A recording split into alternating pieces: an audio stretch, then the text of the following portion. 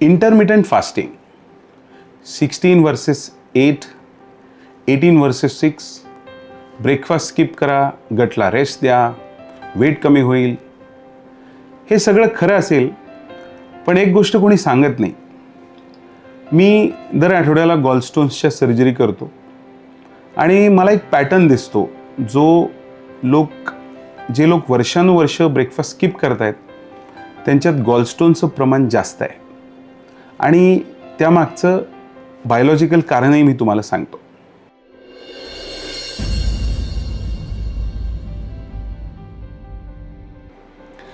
Gall bladder काय करतं? Liver रोज बाईल बनवतो फॅटला डायजेस्ट करण्यासाठी. गॉल ब्लॅडर ती बाईल साठवते.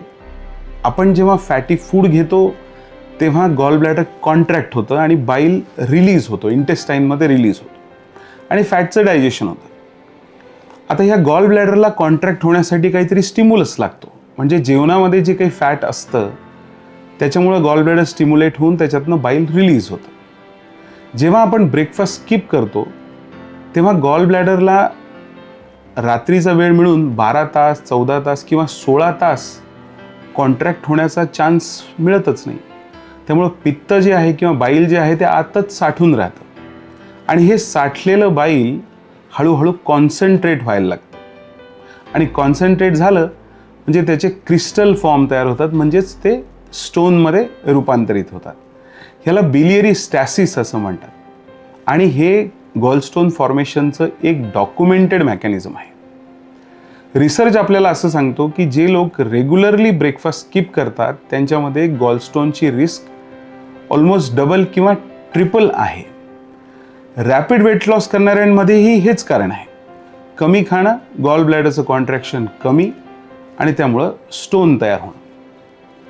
त्यामुळं इंटरमिटंट फास्टिंग करायचं असेल तर 16:8 करताना त्या 8 तासामध्ये एक प्रॉपर फॅट कंटेनिंग जेवण असू द्या, म्हणजे ते गॉल ब्लॅडरला कॉन्ट्रॅक्ट करेल. पूर्णपणे फॅट फ्री डाएटवर जर तुम्ही गेलात आणि सोबत फास्टिंग करतायत तर तो गॉल ब्लॅडरसाठी परफेक्ट इन्व्हिटेशन आहे, म्हणजे गॉल स्टोन फॉर्म होण्यासाठी परफेक्ट रिझन आहे. त्यामुळे मी तुम्हाला 3 गोष्टी सांगतो, त्या लक्षात ठेवा. 1, गॉल ब्लॅडरला काम करण्यासाठी जेवण लागतं, उपासमार नाही. 2, रेग्युलर ब्रेकफास्ट स्किप करणं गॉलस्टोनची रिस्क वाढवतं. आणि 3, इंटरमिटंट फास्टिंग करायची असेल तर जी ईटिंग विंडो आहे त्याच्यामध्ये प्रॉपर जेवण असू द्या. गॉलस्टोन झाले असतील किंवा होण्याची शक्यता वाटत असेल तर कमेंटमध्ये सांगा. सबस्क्राईब करा गट टॉक इंडियाला. थँक्यू.